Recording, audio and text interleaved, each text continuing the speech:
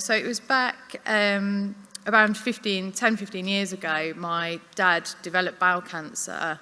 It was quite far gone at the time. He had presented symptoms, been to his GP, but by the time it was discovered, he had a perforated bowel. He was quite poorly and he was in hospital for a while in intensive care.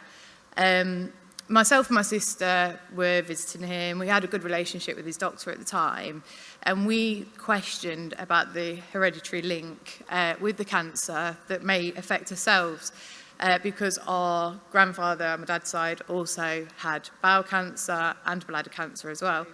We were picked up quite by chance, and Mr. Kelly had a link with Julian, I think, and referred us to Julian and the team in Leicester to go ahead with investigate genetic testing with the links and the risks associated. So we were counselled, as Vicky mentioned. We began the programme and we went through counselling to sort of see if we were ready to go ahead with the testing and how to make sure that we fully understood the risks involved and what it would mean for us going forward. It was some time we went ahead with the testing, and when it came around, it turned out that I did have the Lynch syndrome. I'd inherited it from my dad, whereas she hadn't. But what it means for me going forward as well is obviously knowing that I have Lynch syndrome.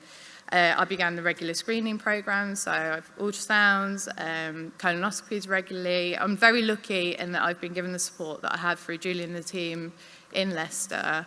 And I know it's not the case for everybody nationally as well. So I feel very fortunate that, one, I've been picked up, and two, that I have the support that I have as well. I met my partner and we decided to go down the PGD route as well, to eliminate those risks, hopefully, from any children that we have. So that was 2016, we decided to go ahead with PGD. Luckily, we were referred to Guy's down in London, Guy's in St Thomas.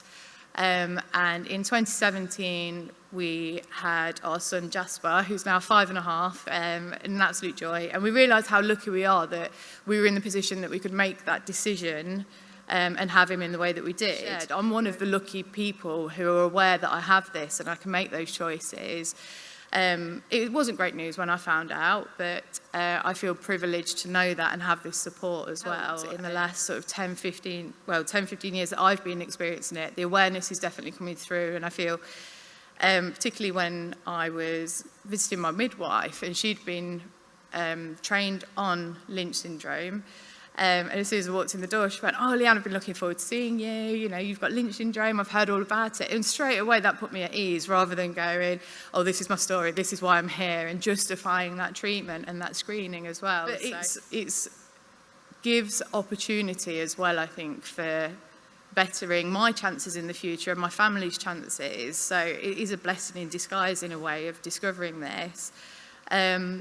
As part of the PGD, we did have another embryo as well, which we decided to give a try in 2020, which was a great year that it was. And unfortunately, that one didn't work. So we were faced with the choices to make as well. So whether we underwent another round of IVF or whether we were to go ahead and look at taking our wins, basically. So as part of understanding the risks associated with gynae cancer, I also had some regular screenings around the time that I got that the second embryo didn't implant. And there were some flags on there with some irregularities, and it was that time that we kind of had a chat about it to say, do we go ahead and try again, or do we, as I say, take our wins?